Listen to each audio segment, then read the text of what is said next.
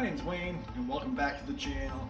It is time to finally address the brakes on the car, and we're going to put some big brakes on the Cuda. Something I've been wanting to do for a long time. Not just factory brakes, but something that will really match the performance of the engine as well as the suspension now. That's right, we're putting the Baer brakes on the car, and what I think are the best brakes in the business. We got a big stack of them here. We have the fronts and the rears, and today we're going to start with the front brakes. So let's open up the boxes and see what we got.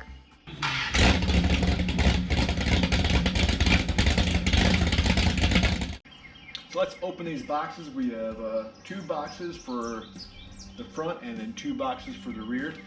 And they're all labeled very clearly, so that's nice. So let's get into these. This is going to be the caliper box. So we're going to take these onto the workbench, go take a look at them. And this should be big front rotors.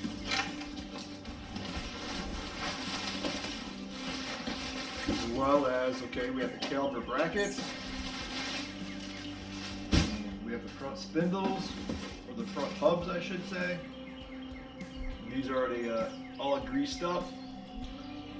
Solid looking piece. And the giant rotors are underneath those, so. Alright, I gotta show you these rotors. Holy smokes. Check that out. 14 inches of two-piece drill slotted Baer rotors. Holy cow. Look at that. And that is incredible. That is a good looking piece, man. That's going to make a statement behind the wheel and offer incredible performance. What an upgrade from the four-wheel drums, right? Holy smokes. Alright, so let's take a look at this hub. It's nice they put the covers on it. I know the directions already say it's already packed with grease. They mentioned just put a little bit more on the face of it when you put it on. Let's take a look at the actual studs. I'm curious how much stud we have. So that's about 1 3/8 I'd say of actual threads, and the actual stud length is 1.5 inches. And then this flange is huge of the hub. That is 3/4 of an inch thick. That is a massive piece. And there you go. Comes with a new washer as well. And here's the caliper brackets that are going to bolt to the factory spindles.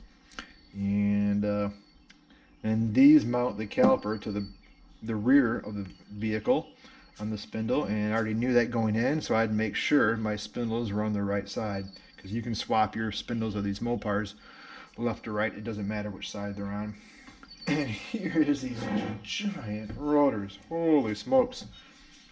Stainless hardware, all secured, drilled and slotted. Man, let's measure this thing. So this is a 14-inch rotor. Yep, exactly it. Now maybe you're wondering, no, will this even fit your car? That looks absolutely huge. Well, the beauty on the Baer website is for each brake package they have a brake template. You could download that and print it off 1-to-1, and then take a glue stick and glue it onto a piece of cardboard, and you can set this in the wheel and check for caliper and rotor clearance. So I sent this actually to the wheel manufacturer, and they were kind enough to check that for me and said we're good to go. I have just over 100 thou of clearance at the tightest spot. So, and they Baer said they're good with that. But man, is that incredible! What a difference it's going to make. I can't even imagine. I think it's got some weight to it too. Here's a package of all the hardware. So we have our stainless braided jounce lines, washers, bolts, copper washers. Looks like we got some shims. So now let's take a look at the calipers. And I don't know if you can see what color these are, but I know I presented that video about what color you thought these were gonna be. I'm wondering if anybody guessed it right. But obviously I did not go red. Man, red's a great color. But look at that. Those are competition yellows, not mustard yellow, But competition yellow 6-piston Baer brakes. Holy smokes. That is incredible. Wow. Made in the USA right there. I like it. It's one thing I really like about their products as well. Man, just so many features. I'll read off all the features that they offer, but all right, let's look at these against the car. Oh man, don't tell me that doesn't look phenomenal. Holy smokes, I absolutely love it. No, it's not subtle, but I wanted a contrast, I wanted something classy. And man, I think that is the perfect color combination. We've got plenty of red on this car with the interior being red already. I didn't want black, I didn't want silver or gray. Those were just going to just blend in with the wheels too much. I wanted like a classic color. This is it, and I love it, man. It's perfect. Everything is labeled really well in their boxes, whether it's outside the box or inside, like the calipers. 6P, left front, competition yellow. You can't go wrong. I like the organization. That's great. It's nice to see. So really helped avoid any confusion or mix up during the installation process. You can see even the rotors have a L mark. So this is the left, because the vanes are all going to be pointing forward. So this is the left side. We'll have a right side. And yeah, so now it's time to read over the instructions, and we're going to get this thing going. So let's take a look at the Baer instructions to figure out what we need to do first to get the brakes on the car. So the instructions are really clear and laid out. They talk about the first few steps about removing your existing brakes. And then it gets down to number 6, where I discussed this earlier, is if you have your calipers mounted in the leading position, like your stock brakes would be on an E-body, you need to swap out your spindles, which I've already done.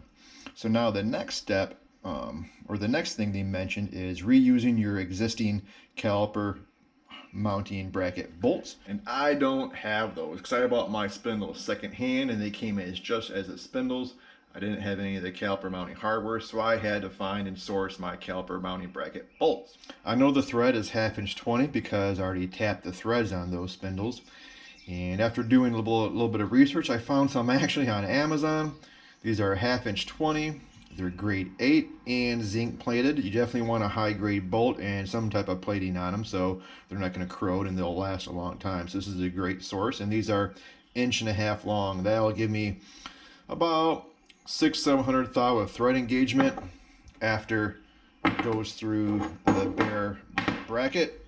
So you'll use a washer as well, but we'll have good engagement, and it should sit just flush of the spindle. So, and I'm pretty sure that's what the originals are, but they don't repop those bolts that I could find anywhere. So we just bought some brand new ones that are that will meet the spec that we want.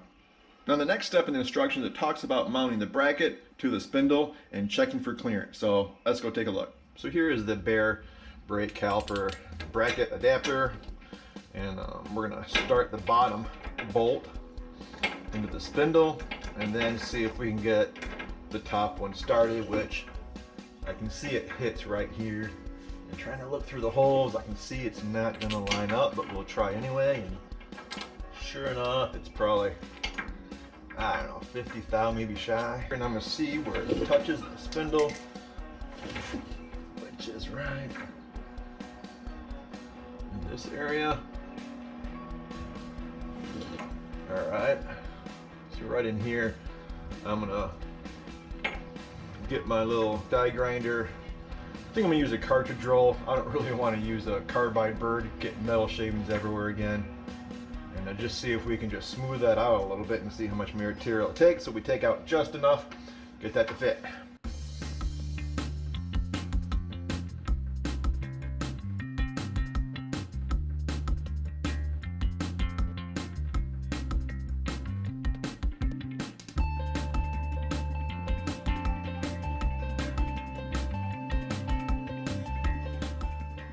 Alright, well you can see how much material I had to remove in there. It obviously was a little more than what I was expecting, so I actually had to get my electric die die grinder out just to make quicker work of it. But I still did use the cartridge roll, which I'm pretty sure that's the most material I've ever removed with a cartridge roll before. Normally I use those just to blend or soften things up, but I didn't want to get metal shavings anywhere in here. It's still kind of dusty. I'm gonna blow it all out, but we'll check for fitment now. Now you can see I can start my bolt and it runs all in, no problem. So what I'm gonna do is like blow all this off now, clean it up, and I'm actually gonna mask this area off real quick just so I can put a little bit of paint on that spot that I was grinding, just so it's not bare metal. Okay, now the paint has dried and we're gonna install the Baer caliper bracket. And we have the 2 bolts that I bought, 1/2 inch 20. And what I'm gonna do on these threads is use a little bit anti-seize, something like what I like to do on fasteners that pretty much in general you're going to set and leave them. You won't be coming back to these very often. And plus down here you can see, you know, a little bit of moisture, and something that you'll appreciate ever have to come back and service. And it doesn't take a whole lot. You want to be careful of that stuff you get on your hands or clothes. Man, it is hard to get off. So start these up. And this was, I know back when I was restoring the spindles in that video, you saw I was running a tap through all these holes. It was a good thing I did because they were rough, and now it's making things a whole lot easier that I did, because you can see I can just run these bolts up by hand, really. So alright, so now we're going to use the ratchet to get these snugged up.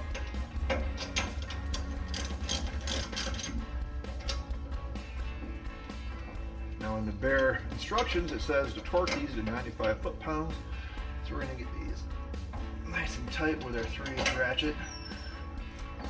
And now we're going to switch to the torque wrench. Alright, so that's how it looks. We have good clearance all the way around, and we have really good thread engagement, right? So again, rule of thumb, you want the same amount of engagement as your bolt is, 1/2 inch bolt. You want at least 1/2 inch engagement minimum. In this bracket, I measured it, I want to say it's around 700 thou thick, maybe 3/4 of an inch thick. So now we get to install the front hub assembly. So we are on to step 9. So this is already comes pre-packed with grease. The only thing it says to do is add a small amount of grease to the hub seal. So we're going to put a little grease there and then slide this baby on. And it also is nice because the kit comes with new nuts. Oh yeah, it has a new cotter pin, new castle nut, and even a little threaded or snap-on center cap too for the hub.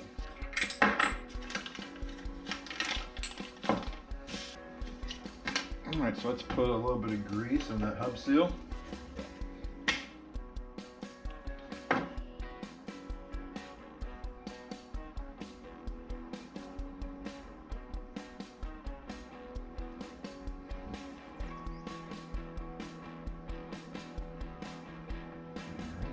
Now we'll go put this on. Alright, so we're going to take the front cover off the hub.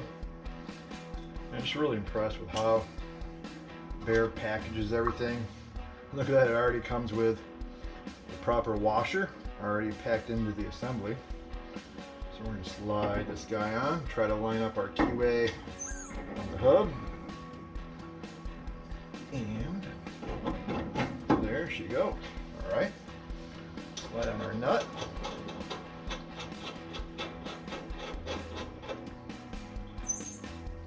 Yeah, that's nice. Perfect. Alright, so the instructions say tighten the nut to 5 to 10 foot-pounds and spin the hub to seat the bearings. Loosen and retighten the nut while spinning the hub several times.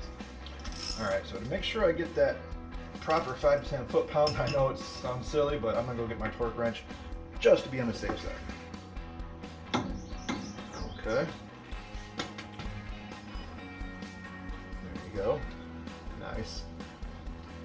All right, I'm gonna back it off.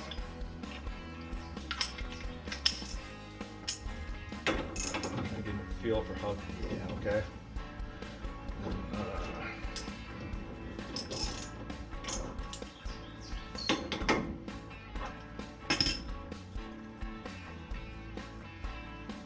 Each one, like, you really want to seat those bearings right inside that hub and torque it and back it off a few times just to make sure we are all good. It's pretty cool having an actual hub. An old car, right? Never did that before. Loosen the nut and tighten to remove all play. And then at the end it says tighten approximately a 1/16 of a turn to give a small amount of preload.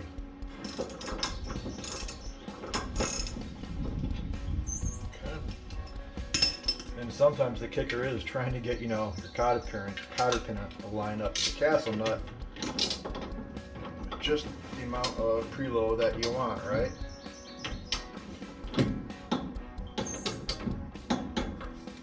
Okay, so where are we at? Cotter pin is right there. Alright, so let's see. 1/16 of a turn. It's pretty much lined up perfectly with a cotter pin right now.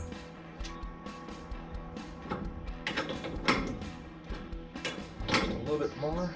Alright. That feels a little tight. I like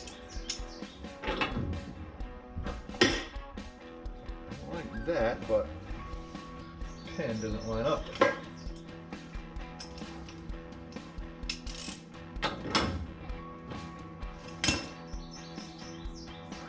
Too tight.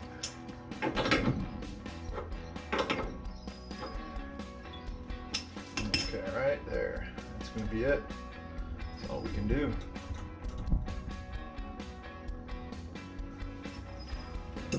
Alright, there we go. Cool.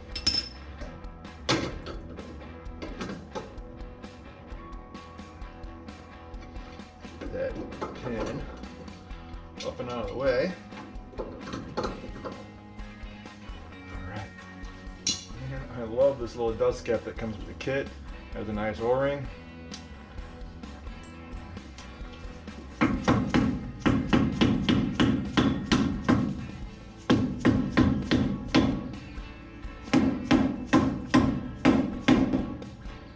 Now we're going to start the fun stuff, which is the brake caliper. Alright, now we get to install the intermediate bracket, which is this black bracket that mounts the caliper to the other bracket that we just mounted to the spindle.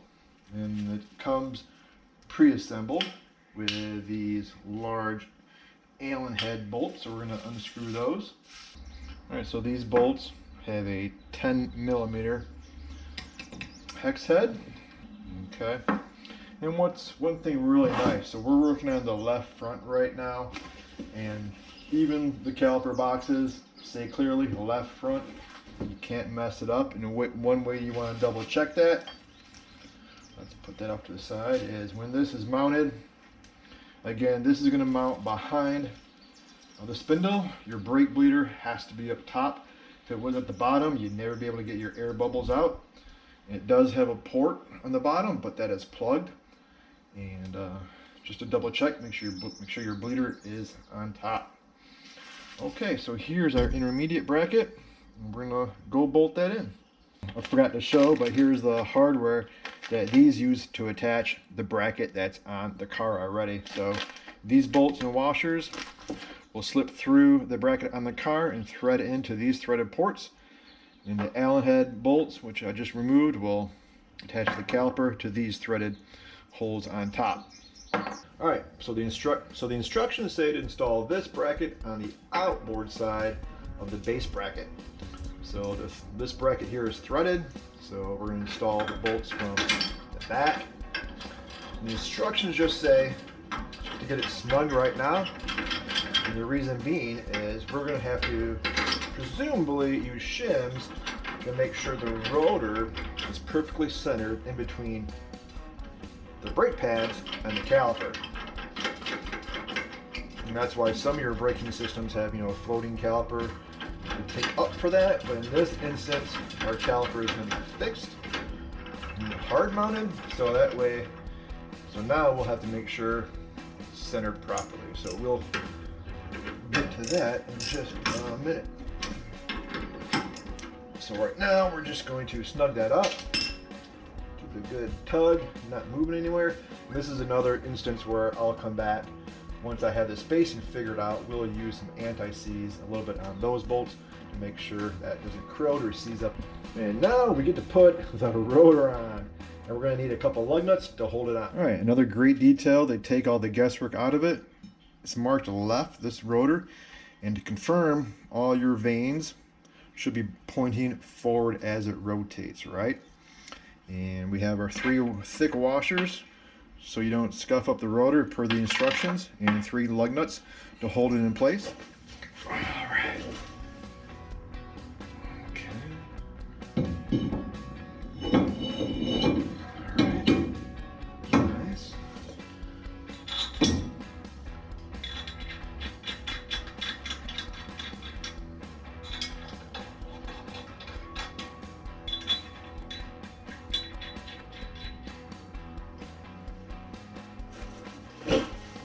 One. Other side. Alright, come on, pretty easy. And it's pretty neat how the pistons, these are stainless steel pistons. I'll run through all the specs later, but they're different sizes, so it's pretty neat how they do that. I've never seen anything like that. And now I need to put on these beast.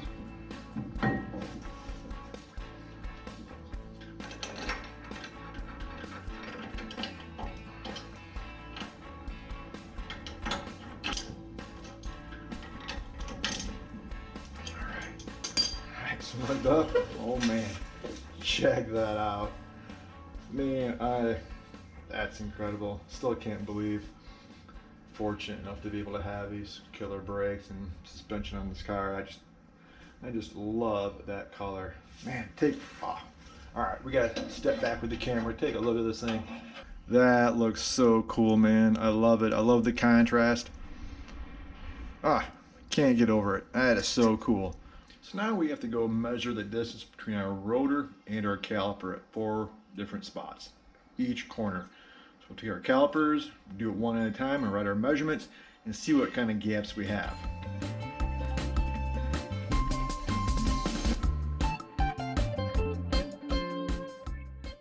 All right, so my measurements came out to be, I think, pretty good. It's nice that it's consistent from side to side and it's not skewed, but we do have a bigger gap on the inside. So the outside measures 580 top and 580 bottom. On the inside, it measures 720 top and 720 bottom. So that's a 140 thou difference. So you split that difference. So you need to shim it 70 thou towards the outside, so we have a perfect gap. So when you have a perfect gap, it's going to create, quieter brakes, makes less noise is what the instructions say. So just keep everything centered. So we need to go through these and see how we can get a 70 thou shim. All right, so let's measure these big washers. That looks too big. Sure enough, that's 100 thou. And these, it's a lot smaller. That's 20 thou. Let's see if all these are the same size. Yes, I'd say they are. So, let's see what happens if we stack up, 3 of those. 61 thou.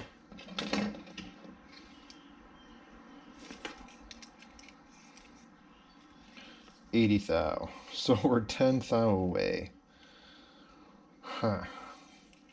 It says to try to keep the gaps between 5 thou. So I think what we'll do is we'll start out with 3 and just retake our measurements.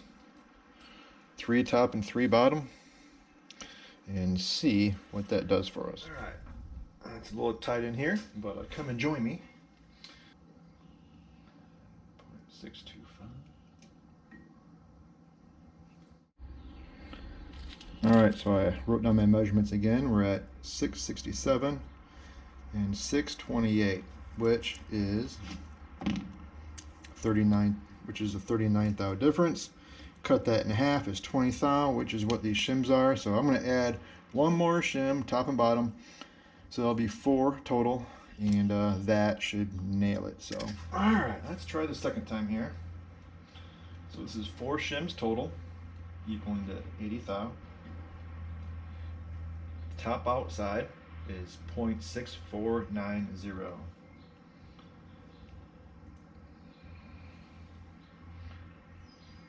Top inside is 0.651. Man, that's within just a couple thou. Nice. All right, again, bottom outside 0.647. 0.650, so within 3 thou. Man, call NASA, we nailed it. So nice. All right, now we're gonna put the big bolts that bolt to the base bracket on and torque those down to 120 foot-pounds. That's why I want to put a little anti-seize on these. I'm trying to hold all my little spacers in place. Drop them off, and cool. Get the top one started, or the bottom one. Now we're going to try the top. They're still in place. Good, good, good. Again, I just want to put a little bit of anti-seize on there.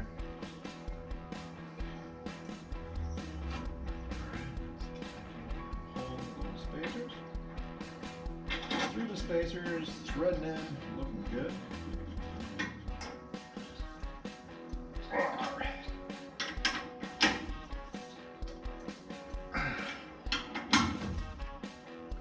Then start the torque sequence here.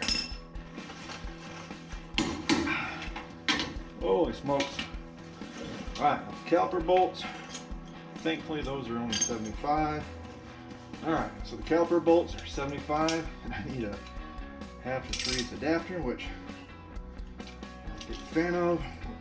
Hopefully we don't break nothing.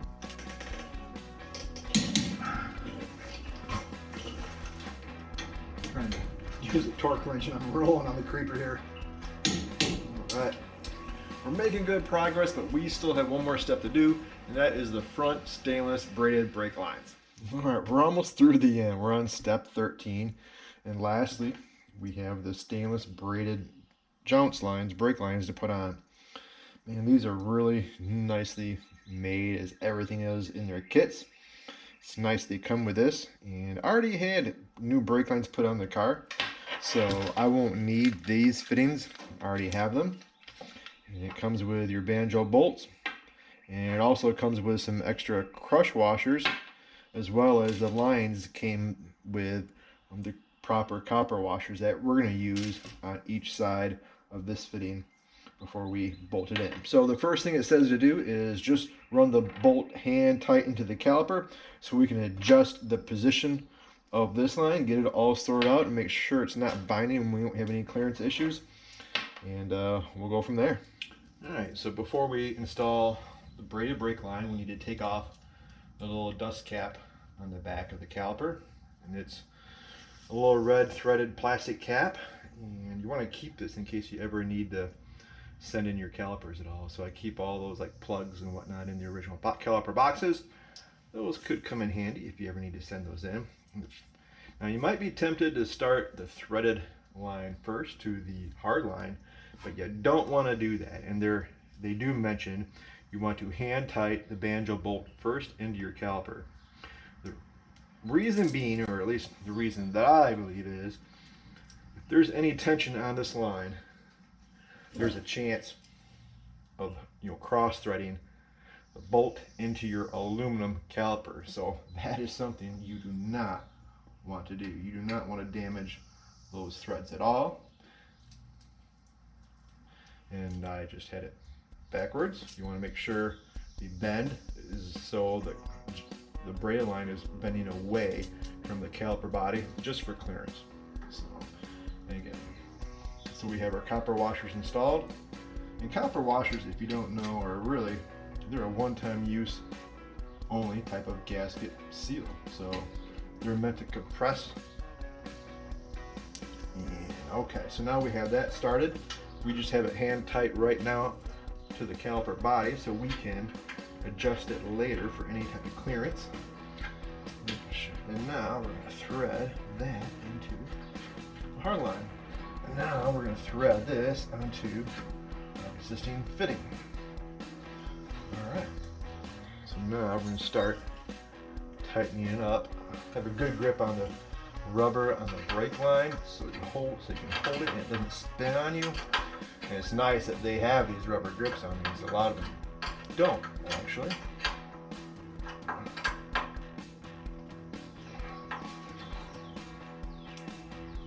Alright, that is pretty good.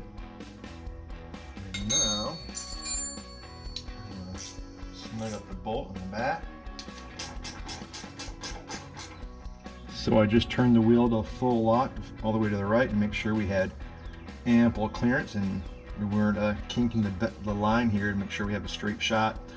And that looks good, and it looks good on the other side as well, in the complete opposite direction, right where you have a lot of slack. So we'll turn it the other way and double check, but you just want to make sure that your line is free, you have full range of movement, and it's not kinking or it's not at an angle. If this was angled down, it could potentially, be too short, right? So you want to make sure you have a good path and no issues. All right, so now that we're happy with our routing for our stainless braided brake line, we're going to torque the banjo bolt to 15 to 20 foot-pounds, it says. So we chose 17 right in the middle.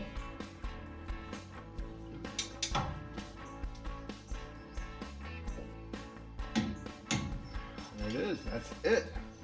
Now that we're all done working, we are gonna be extra careful and clean the rotors. Make sure there's no grease, no fingerprints, nothing on them.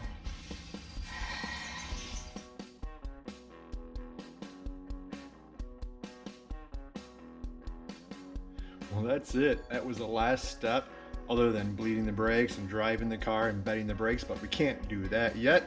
We still have the rear brakes to do, but for today, the front brakes are all complete and they came out great.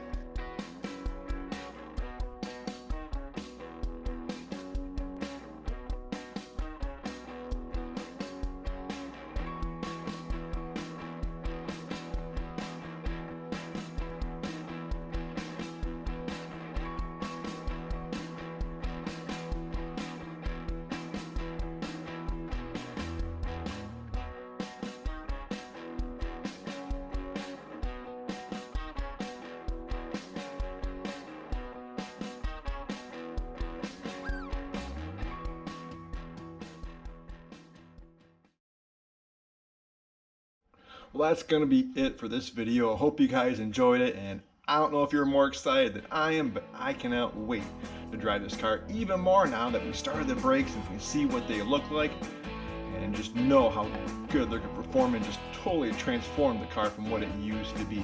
So next video, we'll be doing the rear brakes, obviously, and we're getting closer to being done and taking this car for a drive. Hopefully you liked the video, and if you did, please hit the like button and don't forget to subscribe if you haven't. If you turn on the bell notification, you'll be notified each and every time I upload a new video. Thanks again, and I'll see you next time.